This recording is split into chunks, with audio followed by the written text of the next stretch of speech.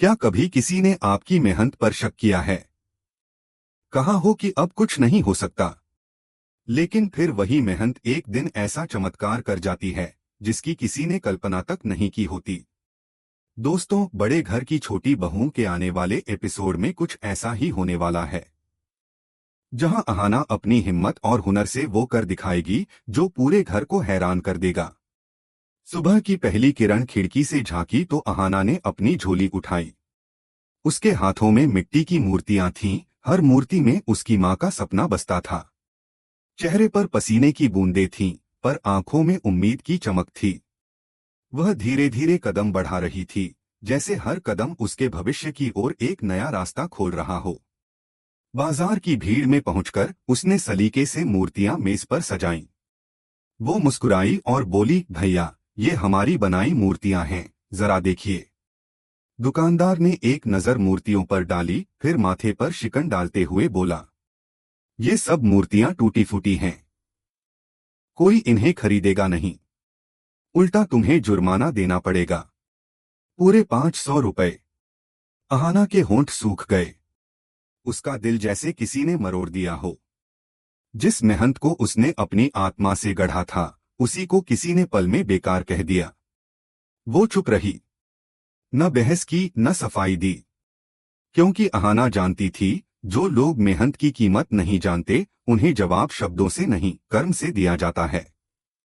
वो धीरे से मूर्तियां उठाकर वापस चली गई, पर उसकी चाल में हार नहीं, संकल्प था। रास्ते भर वो सोचती रही, अगर ये टूटी हैं, तो मैं इन्हें और सुंदर बनाऊंगी। अगर ये मिट्टी कमजोर है, तो मैं इसे अपने जज्बे से मजबूत करूंगी। घर के आंगन में उस वक्त बेचैनी थी। दुर्गा देवी बार बार दरवाजे की ओर देख रही थीं। उनका दिल हर आहट पर धड़क उठता। पीसी मोनी और बुआ जी ताने मारने को तैयार बैठी थीं। कहा था ना, औरतों से कुछ नहीं होता, बुआ जी बोली। पीसी मोनी ने हंसते हुए जोड़ा, मिट्टी का काम करने निकली थी, अब खुद मिट्टी में मिल गई होगी। इतने में दरवाजे की चरमराहट हुई। अहाना अंदर आई, थकी हुई, लेकिन उसकी आंखों में एक गहराई थी। उसके हाथ खाली थे। दुर्गा देवी का चेहरा उतर गया। वो कांपती आवाज में बोली, अहाना, मूर्तियां कहाँ हैं? क्या हुआ? कुछ अनहोनी तो नहीं हुई? अहाना कुछ नहीं बोली, बस खामोश खड़ी रही। चारों ओर सन्नाटा था। बस हवेली की दीवारों पर लटकते घड़ी की टिक टिक सुनाई दे रही थी। पीसी मोनी ने व्यंग्य भरे लहजे में कहा, देखा, औरतों से कोई काम नहीं होता। मूर्तियां नहीं बिकी तो क्या हुआ, अब बहाने बनेंगी। लेकिन तभी अहाना ने धीरे से अपने पीछे के दुपट्टे में से कुछ निकाला। उसने दोनों हाथ आगे बढ़ाए और सबकी आंखें फटी की फटी रह गईं। उसके हाथों में थीं नोटों की गड्डियां। पूरा आंगन सन्न रह गया। दुर्गा देवी ने हकबकाकर पूछा, ये क्या है अहाना? अहाना मुस्कुराई, माँ, जिन मूर्तियों को दुकानदार ने टूटी हुई कहा था, मैंने उन्हें खुद ठीक किया। उनमें रंग भरा, उनमें जान डाली, और फिर अपने दम पर उन्हें बेच दिया। देखिए, ये रहा हमारी मेहनत का इनाम। दुर्गा देवी के हाथ कांपने लगे। उन्होंने पैसों को छुआ, जैसे कोई सपना छू रही हो। आंखों से आंसू निकल आए, लेकिन इस बार वो दुख के नहीं, गर्व के आंसू थे। उन्होंने अहाना को गले लगा लिया और कहा, मुझे नहीं पता था बेटी कि तू इतना बड़ा चमत्कार कर सकती है। आज तूने मेरी मिट्टी में जान डाल दी। आज तूने साबित कर दिया कि औरत हार सकती है, पर रुक नहीं सकती। थोड़ी ही देर में घर की फिजा बदल गई। ढोलक की थाप गूंज उठी। हवेली का आंगन, जो बरसों से खामोश था, अब हंसी और गीतों से भर गया था। दुर्गा देवी, अहाना, मिली और तीनों बहुएं अपनी मेहनत की जीत का जश्न मना रही थीं। वे झूम रही थीं, गा रही थीं, नाच रही थीं, जैसे बरसों का बोझ उतर गया है। ऊपर से सीढ़ियों से उतरती पीसी मोनी और बुआ जी चिल्लाईं, घर को बाजार बना दिया है क्या? लेकिन इस बार किसी ने उनकी परवाह नहीं की, क्योंकि आज का दिन था आत्मसम्मान की जीत का। आज पहली बार इस घर की औरतों ने बिना किसी डर के अपनी खुशी मनाई थी। नाचते नाचते अहाना ने माँ का हाथ थामा और बोली, माँ, याद है ना, कुछ लोग कहते थे कि औरतें कुछ नहीं कर सकती, कि हमारा काम बस रसोई तक है।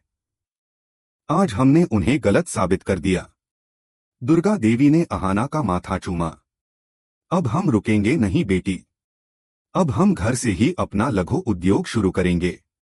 हम अपने पैरों पर खड़े होंगे और दुनिया को दिखाएंगे कि हम क्या कर सकते हैं। नीचे हंसी गूंज रही थी, लेकिन ऊपर की मंजिल पर कोई था जो खामोश था, अर्जुन। उसकी आंखों में जलन थी, चेहरे पर गुस्सा। वो बड़बड़ा रहा था, अब ये औरतें उड़ने लगी हैं। अगर ऐसे चला तो अहाना मुझसे आगे निकल जाएगी, मेरा वजूद मिट जाएगा। गुस्से में वो नीचे आया, अहाना को कोने में खींचते हुए बोला, बहुत उड़ने लगी हो तुम। अगर मूर्तियां बनाना बंद नहीं किया तो इस घर में एक पल भी नहीं रह पाओगी। अहाना ने उसकी आंखों में सीधे देखा और शांत स्वर में बोली, अर्जुन, यह घर तुम्हारा नहीं है, यह मेरी माँ का घर है। और मुझे इस घर से कोई नहीं निकाल सकता, ना तुम ना कोई और। उसकी आवाज में ऐसा आत्मविश्वास था कि अर्जुन पल भर के लिए थम गया। वो कुछ कह न सका, बस वहीं खड़ा रह गया, निशब्द और पराजित। वो पल सिर्फ पैसों की जीत नहीं थी, वो था नारी शक्ति, आत्मबल और आत्मसम्मान की जीत का क्षण। अब यह घर सिर्फ दीवारों का नहीं रहा, यह घर एक आंदोलन बन चुका था, जहां हर औरत अपनी मेहनत की मिट्टी से अपनी दुनिया गढ़ना सीख चुकी थी। अगर आप भी अहाना जैसी हिम्मती औरतों की कहानी से प्रेरित हुए हों, तो इस वीडियो को लाइक करें, शेयर करें और चैनल को सब्सक्राइब करना ना भूलें। रात के सन्नाटे में हवेली की दीवारों पर साए लहरा रहे थे।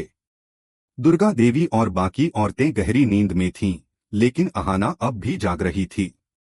आंगन में बैठी वो मिट्टी में हाथ गूंथ रही थी, जैसे उस मिट्टी के साथ अपने भविष्य को आकार दे रही हो। उसके चेहरे पर थकान नहीं, बस शांति थी। उसकी आंखों में वह चमक थी जो किसी साधारण इंसान में नहीं। वो चमक थी एक ऐसी औरत की जो हर बार गिरकर और मजबूत होकर उठती है। अर्जुन दूर खड़ा सब देख रहा था। उसके मन में ईर्ष्या अब जहर बन चुकी थी। वो बुदबुदाया, अब तो यह औरत मुझे भी नीचा दिखाने लगी है। अगर इसे नहीं रोका गया तो कल को यही इस घर की मालिक कहलाएगी।